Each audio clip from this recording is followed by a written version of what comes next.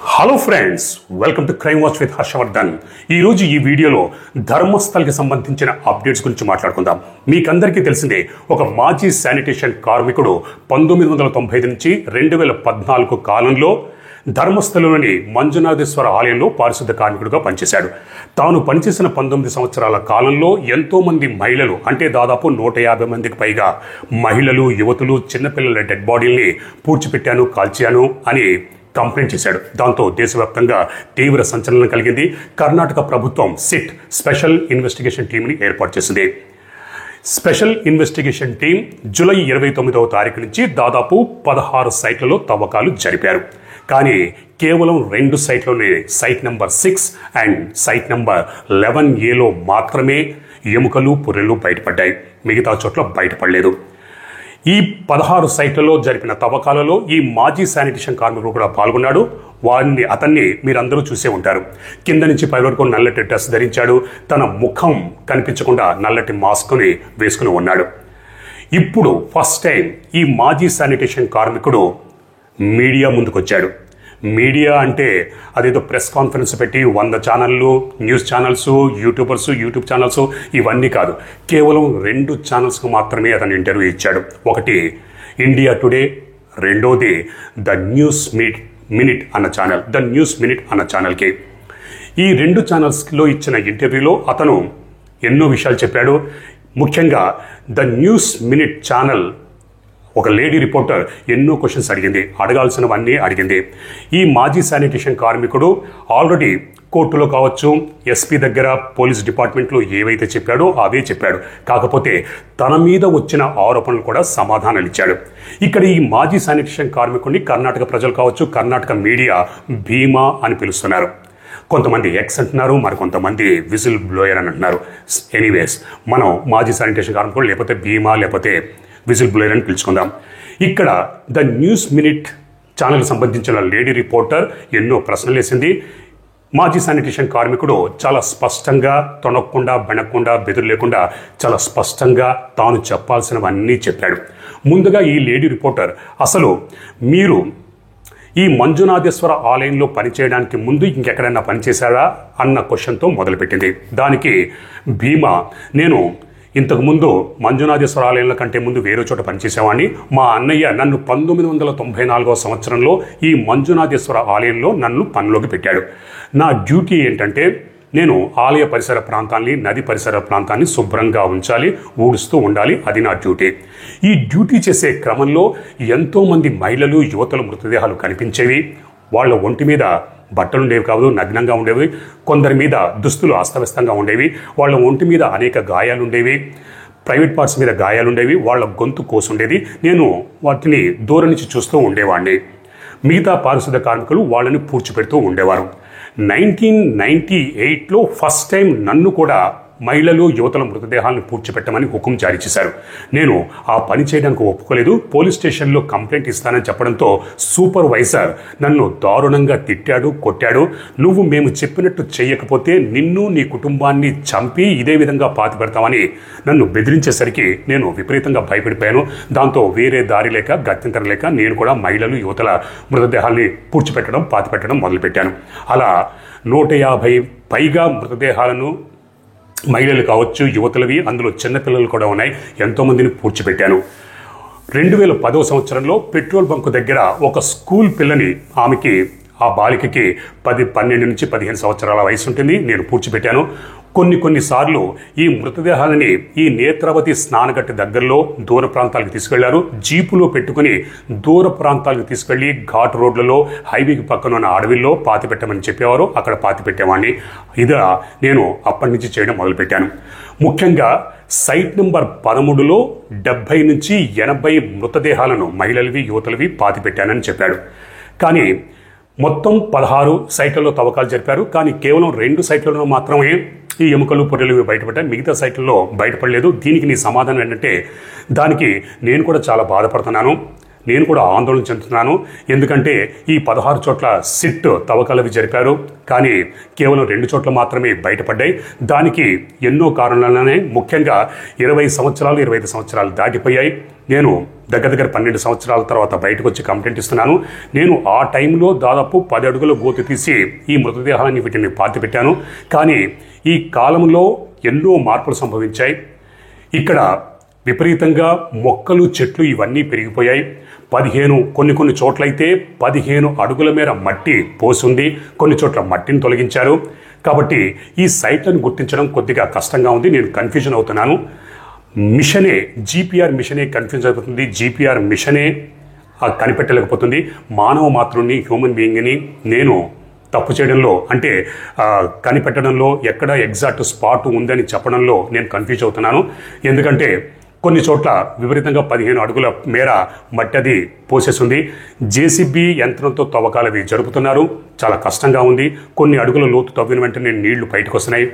ఆ నీటిని తోడి మళ్ళీ అడుగుల లోతు తవ్వుతున్నారు. కష్టంగా ఉంది. కాబట్టి గుర్తించడం కష్టమైపోతుంది. ముఖ్యంగా సైట్ నెంబర్ 13లో నేను ఆ కాలంలో 70 నుంచి 80కి మృతదేహాలను పాతిపెట్టాను. కానీ ఇప్పుడు ఆ సైట్ పూర్తిగా మారిపోయింది. అక్కడ 15 అడుగుల మేర మట్టి పోసుంది.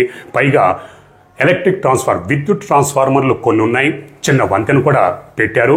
ఇప్పుడు ఆ విద్యుత్ ట్రాన్స్ఫార్మర్లని తొలగించి 15 అడుగుల మేర మట్టిని తొలగించి అప్పుడు తవ్వితే బయటపడే అవకాశాలు ఉన్నాయి. కాబట్టి ఇది కష్టసాధ్యంతో కూడుకున్న పని. ఎందుకంటే న్యాచురల్గా ఇతను చెప్పినట్టుగానే అక్కడ విద్యుత్ ట్రాన్స్ఫార్మర్లను తొలగిస్తే చుట్టుపక్కల గ్రామాలకి విద్యుత్ సరఫరా నిలిచిపోతుంది. అందుకే సిట్ ఈ సైట్ నెంబర్ 13లో లేటుగా తవ్వకాలు జరిపారు. దానికి కారణం విద్యుత్ ట్రాన్స్ఫార్మర్లో ఒక వంతెన ఉండడం. సో సైట్ నెంబర్ 13లో విపరీతంగా మొక్కలవి పెరిగిపోయి ఆ మొక్కలన్నింటినీ తొలగించారు, కొట్టేశారు, భూమిని చదును చేశారు. ఆ తర్వాత జీపీఆర్ మిషన్ గ్రౌండ్ పెనట్రేటింగ్ రాడార్తో పరీక్షించారు, తవ్వకాలవి జరిపారు. కానీ సైట్ నెంబర్ 13లో పూర్తి స్థాయిలో తవ్వకాలు జరపలేదు. ఎందుకంటే విద్యుత్ ట్రాన్స్ఫార్మర్లు అడ్డుగా ఉన్నాయి. మరి ముందు రోజుల్లో ఈ విద్యుత్ ట్రాన్స్ఫార్మర్లని తొలగించాలని ఈ మాజీ శానిటేషన్ కార్మికుడు అంటున్నాడు. కాబట్టి మరి సిట్ ఆ విద్యుత్ ట్రాన్స్ఫార్మర్లను తొలగించి తవ్వకాలు జరుపుతుందా లేదనేది మనం వేచి చూద్దాం. అలాగే సిట్ మీద తనకి పరిపూర్ణమైన నమ్మకం ఉంది. సిట్కి నేను సహకరిస్తున్నాను. అలాగే స్పెషల్ ఇన్వెస్టిగేషన్ టీం కూడా సాయశక్తిలా పనిచేస్తుంది. ఎంతో చాకచక్యంగా మంచిగా పనిచేస్తుంది.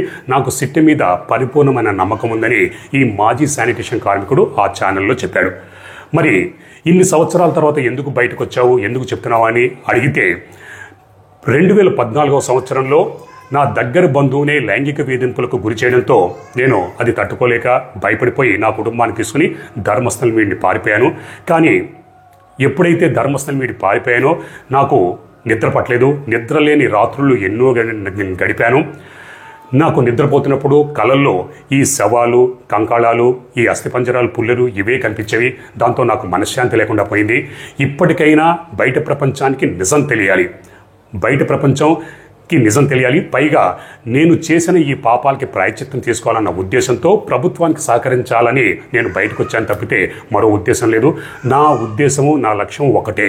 నేను ఏది పాపం చేశానో ఆ పాపాన్ని కడుక్కోవడానికి వచ్చాను. నేను ఎంతమంది మహిళలు లేదా యువతులు, బాలికల్ని మృతదేహాలను పాతిపెట్టానో వాటినన్నిటినీ వెలికి తీసి వాళ్ళ మత సాంప్రదాయాలకు అనుగుణంగా శాస్త్రోక్తంగా వాళ్ళకి అంత్యక్రియలు జరిపిస్తే వాళ్ళ ఆత్మశాంతిస్తుంది, నాకు మనశ్శాంతి కలుగుతుంది. ఇప్పటికైనా నా పాపానికి ప్రాయశ్చిత్తం తీసుకుంటే నా కుటుంబానికి, నా పిల్లలకి పుణ్యం కలుగుతుంది. అందుకే నేను ప్రభుత్వాన్ని సహకరించడానికి వచ్చానని చాలా స్పష్టంగా చెప్పాడు. మరి నీ మీద కొంతమంది రాజకీయ నాయకులు, కొన్ని రాజకీయ పార్టీలు ఆరోపణలు చేస్తున్నారు. నువ్వు నీ వెనకాల కొంతమంది ఉన్నారు. ఒక కుట్రపూరితంగా నువ్వు ఈ విధంగా ప్రవర్తిస్తున్నావు, ఈ విధంగా చేస్తున్నావు, దీని వెనక ఏదో కుట్ర ఉందని అడిగిన ప్రశ్నకి ఈ భీమా, నేను రాజకీయ నాయకుడిని కాదు, నేను చదువుకునే కూడా 3 నుంచి 4 క్లాస్ వరకే చదువుకున్నాను. కాబట్టి ప్రతి ఒక్కరికి ఎవరైతే నా మీద ఆరోపణలు గుప్పిస్తున్నారో వాళ్ళందరికీ నేను కూర్చుని సమాధానాలు చెప్పలేను. నేను చెబుతున్నది 100% వాస్తవం. నేను నిజమే చెబుతున్నాను. చాలామంది జర్నలిస్టులు కావచ్చు, యూట్యూబర్స్ కావచ్చు, యూట్యూబ్ ఛానల్స్ కావచ్చు, వీళ్ళందరూ ఒడ్డున కూర్చుని ఇదిగో ఈ మాజీ శానిటేషన్ కార్మికుడు ఏవో ఆరోపణలు చేశాడు, వచ్చాడు, చూపించాడు, తవ్వారు, కానీ ఏమీ బయటపడలేదు అని చాలా ఈజీగా నా మీద ఆరోపణలు గుప్పించవచ్చు. కానీ ఒడ్డున కూర్చుని ఎన్నైనా ఆరోపణలు చేయొచ్చు. కానీ అక్కడికి వచ్చి స్పాట్లో లోతులో దిగినప్పుడే దాని లోతెంత అన్నది తెలుస్తుంది. కాబట్టి ఇక్కడ ఉన్న పరిస్థితులు పూర్తిగా మారిపోయాయి. కావాలంటే వాళ్ళను వచ్చి ఆ స్పాట్లని చూడమనండి. అప్పుడే అక్కడున్న పరిస్థితులు వాళ్ళకి అర్థమవుతాయి. ఎంత కఠినంగా ఉన్నాయో, ఎంత మట్టి పెరిగిపోయిందో, వాటిని తొలగించి తవ్వకాలు జరపడం ఎంత కష్టసాధ్యమైంది అన్నది వాళ్ళు స్పాట్లకి వచ్చి చూస్తే తెలుస్తుంది. ఒడ్డును కూర్చుని ఏమైనా అనొచ్చు, ఏమైనా చెప్తారు. వాళ్ళందరికీ నేను సమాధానం చెప్పలేను. నాకు సిట్టి మీద పరిపూర్ణమైన నమ్మకం ఉంది. కాబట్టి ముందు రోజుల్లో దాదాపు 70 నుంచి 80 శవాలు బయటపడతాయన్న నమ్మకం నాకుంది. నేను ఆ కాలంలో పాతి పెట్టినప్పుడు ఎంతోమంది పట్టపగలే నేను ఈ సైట్లలో పాతి పెట్టాను. నేను పాతి పెడుతున్నప్పుడు అక్కడ చాలామంది చూశారు. చూసిన తర్వాత నాకు తాగడానికి మంచినీళ్ళు ఇచ్చారు, కాళ్ళు చేతులు కడుక్కోవడానికి కూడా మంచినీళ్ళు ఇచ్చారు అని చెప్పాడు. మరి వాళ్ళ పేర్లు చెప్పొచ్చు కదా అంటే, నేను మీడియాకి ఎందుకు చెప్పాలి? నేను మీడియాకి చెప్పాను. కానీ పోలీస్ డిపార్ట్మెంట్కి, కోర్టులో, కర్ణాటక ప్రభుత్వానికి నేను పాతిపెట్టినప్పుడు చూసిన వాళ్ళ గురించి, అలాగే ధర్మస్థల ఆలయానికి సంబంధించిన వ్యక్తులు, సూపర్వైజర్లు లేదా రూమ్ బాయ్స్, వీళ్ళ గురించి ఎవరెవరైతే ఉన్నారో వాళ్ళ అందరి పేర్లు నేను కోర్టుకి, పోలీసులకి చెప్పాను. మీడియాకి మాత్రం చెప్పనని చెప్పాడు. మరి నీకు ఎక్కడి నుంచి ఆర్డర్స్ వచ్చేవి, ఎవరు పాతమంటమని చెప్పేవారంటే, నాకు ఆలయానికి సంబంధించిన వ్యక్తుల నుంచే, అంటూ సూపర్వైజర్ల నుంచి నాకు ఇన్స్ట్రక్షన్స్ వచ్చాయి. కొన్నిసార్లు రూమ్ బాయ్స్ నుంచి నాకు ఇన్స్ట్రక్షన్స్ వచ్చాయి పాతి పెట్టమని. ఎందుకంటే వాళ్ళే నాకు జీతం ఇచ్చేవాళ్ళు అని చెప్పాడు. మరి ఇక్కడ గ్రామ పంచాయతీ లేకపోతే ప్రభుత్వానికి తెలిసి జరిగిందా, వాళ్ళేమన్నా చెప్పారని కంటే వాళ్ళెవరూ నాకు చెప్పలేదు. నాకు జీతం ఇచ్చేవాళ్ళు ఆలయానికి సంబంధించిన వ్యక్తులు కాబట్టి గ్రామ పంచాయతీ సంబంధించిన లెక్కలు అవన్నీ వాటి గురించి నాకేమీ తెలియదు. నాకు మాత్రం ఇన్స్ట్రక్షన్స్ ఆలయానికి సంబంధించిన వ్యక్తుల దగ్గర నుంచే వచ్చేవని చాలా స్పష్టంగా చెప్పాడు. ఇక ముందు కూడా సిట్ అధికారులు ఈ సాక్షులు ఎవరైతే ఉన్నారో, ఎవరెవరి పేర్లైతే నేను చెప్పానో వాళ్ళందరినీ కూడా పిలుస్తారు, వాళ్ళందరినీ ఇన్వెస్టిగేషన్ చేస్తారు, వాళ్ళందరినీ పిలిచి విచారిస్తారు. కాబట్టి ముందు ఇంకా చాలా పని ఉంది. మేము ఏమాత్రం తొందరపడుకోలేదు. ఇప్పటికీ 16 సైట్లు అయ్యాయి. ఇంకా చాలా సైట్లు ఉన్నాయి. చాలా సైట్లలో, చాలా దూర ప్రాంతాల్లో, ఘాటు రోడ్డులో, ఎత్తైన కొండల్లో, ముఖ్యంగా బాహుబలి స్టాచ్యూ ఏదైతే ఉందో అక్కడ, నేత్రావతి నది స్నానఘట్టానికి దూరంగా, హైవేకి పక్కనున్న రోడ్ల దగ్గర, అడవి ప్రాంతంలో, ఇలా చాలా ప్లేసుల్లో ఎంతోమంది మృతదేహాలని పూడ్చిపెట్టాను. ఆ సైట్లు ఇంకా చాలా మిగిలి ఉన్నాయి. వాటినన్నింటినీ నేను చూపించాల్సి ఉంది. వాటిలో తవ్వకాలు కూడా జరపాల్సిన ముందు రోజుల్లో అవసరం ఉందని చెప్పాడు. నేను ఇంతకుముందు వీడియోలో కూడా చాలామంది యూట్యూబ్ ఛానల్స్ కావచ్చు, మీడియా కేవలం 15 సైట్లలోనే తవ్వకాలని చెప్తున్నారు. కానీ మొత్తం 50 సైట్లలో తవ్వకాలు జరపాలని ఈ మాజీ శానిటేషన్ కార్మికుడు చెప్పాడు. ఇది ఫస్ట్ ఫేజ్ మాత్రమే. ఫస్ట్ ఫేజ్లో భాగంగా 15 సైట్లలో తవ్వకాలు జరిపాయి. ఇంకా చాలా సైట్లు ఉన్నాయి. కాబట్టి మేమేమీ తొందరపట్టుకోదలుచుకోలేదు. ముందు ఇంకా తవ్వకాలు జరపాల్సిన సైట్లు ఉన్నాయి. నాకు 70 నుంచి 80 శవాలు లేదా అస్థిపంజలు, పుర్రెలు ఇవన్నీ బయటపడతాయన్న నమ్మకం అయితే నాకైతే ఉందని చెప్పాడు. సిట్ మీద పనుకోనన్న ఆయన నమ్మకం ఉంది. వాళ్ళకి నేను సహకరిస్తున్నాను. వాళ్ళు కూడా నన్ను ఎంతో జాగ్రత్తగా చూసుకుంటున్నారు. నాకు ఎన్నో జాగ్రత్తలు చెప్తున్నారు. ఎందుకంటే నన్ను రక్షించుకోవాల్సిన బాధ్యత వాళ్ళ మీద ఉంది కాబట్టి వాళ్ళు కూడా నన్ను చాలా జాగ్రత్తగా చూసుకుంటున్నారని ఆ ఛానల్కి ఇచ్చిన ఇంటర్వ్యూలో చాలా స్పష్టంగా చెప్పాడు. సో ఇక్కడ ఈ మాజీ శానిటేషన్ కార్మికుడు చెప్పిన దాన్ని బట్టి ముందు ఏం జరుగుతుందనేది మనం వేచి చూద్దాం. అలాగే కేరళ రాష్ట్రానికి చెందిన ఒక మహిళ డెడ్ బాడీని కూడా పాతిపెట్టానని చెప్పాడు. ఇక ఈలోపు కొంతమంది రాజకీయ నాయకులు, కొన్ని రాజకీయ పార్టీలు రంగంలోకి దిగి దీనిని తప్పుదారి పట్టించే ప్రయత్నాలు చేస్తున్నారు. అది సహజమే. ఎందుకంటే మన దేశంలో ఏదైనా సక్రమంగా పని ఎవరు చేసుకునేవారు మధ్యలో పొలాలు పెడుతూ ఉంటారు. అలాగే కొంతమంది రాజకీయ నాయకులు, కొన్ని రాజకీయ పార్టీలు రంగంలోకి దిగాయి. ఇక ఈ కేసు ఇక్కడితో ఆగిపోతుంది, విజిల్ బ్లోయర్ని అరెస్ట్ చేయబోతున్నారు అని కొంతమంది యూట్యూబ్ సన్నాసులు చెప్తున్నారు. అందులో ఏమాత్రము నిజం లేదు. ఈ ధర్మస్థలకి సంబంధించిన అప్డేట్స్ గురించి కర్ణాటక హోమ్ మినిస్టర్ రేపు అంటే సోమవారం ఒక కీలకమైన ప్రకటన చేసే అవకాశం ఉంది. బహుశా దాంట్లో ఇప్పటిదాకా ఇన్వెస్టిగేషన్ ఎలా జరిగింది, ఎక్కడెక్కడ తవ్వకాలు జరిపారు, ఏమేం జరిగింది, ముందు రోజుల్లో ఏమేం చేయబోతున్నారు ఏంటన్నది కర్ణాటక హోమ్ మినిస్టర్ అఫీషియల్గా రేపు బహుశా కీలక ప్రకటన చేస్తానన్న వార్తలు వస్తున్నాయి. అప్పటిదాకా మనం వెయిట్ చేద్దాం. కర్ణాటక హోమ్ మినిస్టర్ ఏం చెప్తాడు ఏంటి అన్నది. ఇక్కడ సిట్ కానీ కర్ణాటక ప్రభుత్వం అని అఫీషియల్గా ఏమీ చెప్పకముందే కొంతమంది సన్నాసులు ఏవో పుకార్లు షికార్లు చేస్తున్నారు. ఇక్కడ ముఖ్యంగా మనం గమనించాల్సింది, అర్థం చేసుకోవాల్సింది, కొంతమంది రాజకీయ పార్టీలు కావచ్చు, రాజకీయ నాయకులు కావచ్చు, అలాగే కొంతమంది యూట్యూబర్ సన్నాసులు ఇది మతం మీద జరుగుతున్న దాడి, దేవుడి మీద జరుగుతున్న దాడి, భక్తుల మీద, భక్తి మీద జరుగుతున్న దాడి అని ప్రేక్షకుల్ని తప్పుదారి పట్టించే ప్రయత్నాలు చేస్తున్నారు. మీరు అర్థం చేసుకోవాల్సింది ఏంటంటే కర్ణాటకలోని యాక్టివిస్టులు ఎవరైతే ఉన్నారో దశాబ్దాల నుంచి పోరాడుతున్నారో న్యాయం జరగాలని కోరుకుంటున్నారో వాళ్ళు చాలా స్పష్టంగా చెప్పారు, మా పోరాటం ఆలయం మీద కాదు, మతం మీద కాదు, భక్తి మీద, దేవుడి మీద కాదు, దోషుల మీద, బాధితులకి న్యాయం జరగాలి. ఎందుకంటే ఎంతోమంది మహిళలు, యువతులు, బాలికలు దారుణంగా రేప్ చేసి హత్య చేశారు. వాళ్ళకి న్యాయం జరగాలి, బాధిత కుటుంబాలకి న్యాయం జరగాలన్నదే మా డిమాండ్, దానికే మా పోరాటం అని చాలా స్పష్టంగా చెప్పారు. కానీ కొంతమంది యూట్యూబర్ సన్నాసులు చాలా తెలివిగా చెప్తూనే ఇది మతం మీద జరుగుతున్న దాడి, భక్తి మీద, దేవుడి మీద జరుగుతున్న దాడి అని ప్రేక్షకుల్ని తప్పుదారి పట్టించే ప్రయత్నం చేస్తున్నారు.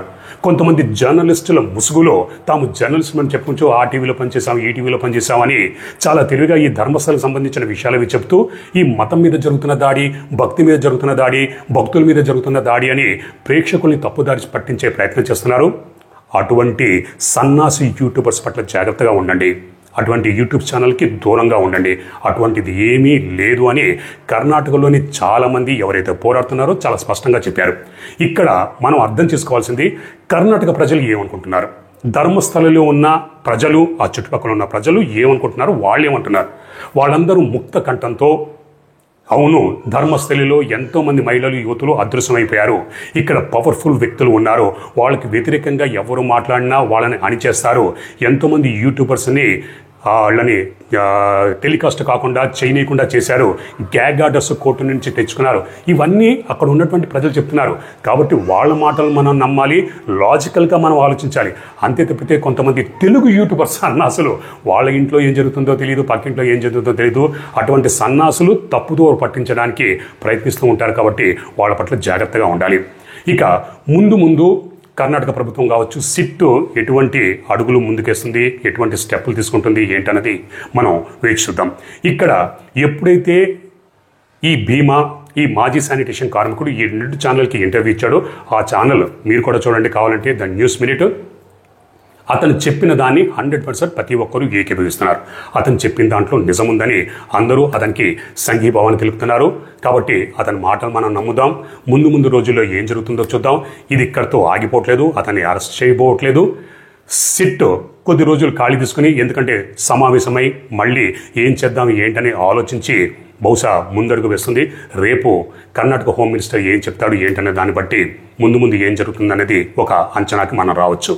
అలాగే 2003వ సంవత్సరంలో అనన్య భట్ అదృశ్యమైపోయిన సంగతి, అలాగే అనన్య భట్ తల్లి సుజాత భట్ మీద కొన్ని ఆరోపణలు ఇప్పుడు వార్తల్లోకి వస్తున్నాయి. అసలు సుజాత భట్టే ఒక ఫేకు, అనన్య భట్ అన్న వ్యక్తే లేదు, ఒక కల్పితమైన పాత్ర అని కొంతమంది రూమర్లు ప్రచారం చేస్తూ ఉన్నారు. మరి 2003వ సంవత్సరంలో చనిపోయిన అనన్య భట్ ఎవరు, అసలు సుజాత భట్కి పెళ్లి కాలేదు, ఆమెకు పిల్లలు లేరు, సుజాత భట్ సిబిఐ ఆఫీసులో అసలు పనిచేయలేదు, ఇటువంటి వార్తలన్నీ అవన్నీ బయటకు వస్తున్నాయి. ఈ యూట్యూబర్స్ ఎవరైతే ఉన్నారో వాళ్ళే అనన్య భట్ గురించి వీడియోలు అవి చేశారు. ఈ ధర్మస్థలకు సంబంధించిన వీడియోలు అవి చేస్తూ కొంతమంది యూట్యూబర్స్ ఇది డిలీట్ అయ్యేలోపు చూడండి అని సబ్స్క్రైబ్స్ అవి పెంచుకున్నారు, వ్యూస్ అవి పెంచుకున్నారు. ఆ సన్నాసులే మళ్ళీ డబల్ స్టాండర్డ్గా గోడ మీద పిల్లి వాటంలాగా డబల్ స్టాండర్డ్తో ఈ విధంగా చెప్తున్నారు. మొత్తానికి సుజాత భట్కి సంబంధించిన అంశం సిట్ పరిధిలో ఉంది, సిట్ విచారిస్తుంది. ఇంకా అఫీషియల్గా ఎటువంటి అనౌన్స్మెంట్ చేయలేదు. ఒకవేళ అనన్య భట్ అన్న క్యారెక్టర్ లేదా సుజాత భట్ చెప్తున్నది నిజమా అబద్ధమా అన్నది ఇంకా దర్యాప్తు దశలోనే ఉంది. సిట్ ఇంకా అధికారికంగా ఎటువంటి వివరాలు వెల్లడించలేదు. వెల్లడించినప్పుడు అప్పుడు చూద్దాం. ఈ అంశాన్ని ముందు పెట్టి మొత్తం తప్పుదారి పట్టించడానికి ప్రయత్నిస్తున్నారు. ఇక్కడ సౌజన్య కావచ్చు, పద్మలత, ఇంకా చాలామంది దారుణంగా రేప్కి, హత్యకి గురయ్యారు. ఎంతోమంది మహిళలు అదృశ్యమైపోయారన్న వార్తలు ఎప్పటి నుంచో వస్తున్నాయి. దశాబ్దాలుగా ఎంతోమంది పోరాడుతున్నారు. కాబట్టి వీటిని మనం పరిగణలోకి తీసుకోవాలి. సుజాత భట్ సంగతి సిట్ చూసుకుంటుంది. సిట్ ఏం చెప్తుందన్న దాని మీద మనం అప్పుడు మాట్లాడుకుందాం. ఇక ఈ ధర్మస్థల్కి సంబంధించిన అప్డేట్స్ మీకు ఎప్పటికప్పుడు తెలియజేస్తాను. రేపు కర్ణాటక హోమ్ మినిస్టర్ ఏం చెప్తారో దాన్ని చూసి అప్పుడు ముందు సిట్ ఏం చేయబోతుంది ఏంటనేది ఒక అంచనాకు వచ్చిన తర్వాత దానికి సంబంధించిన అప్డేట్స్ మీకు తప్పకుండా తెలియజేస్తాను. మరొక క్రైమ్ వీడియోతో, నిజమైన క్రైమ్ స్టోరీతో నేను మళ్ళీ మీ ముందుంటాను. అప్పటిదాకా మీరు, మీ కుటుంబ సభ్యులు క్షేమంగా, సురక్షితంగా, అప్రమత్తంగా ఉండాలని కోరుకుంటూ మీ హర్షవర్ధన్.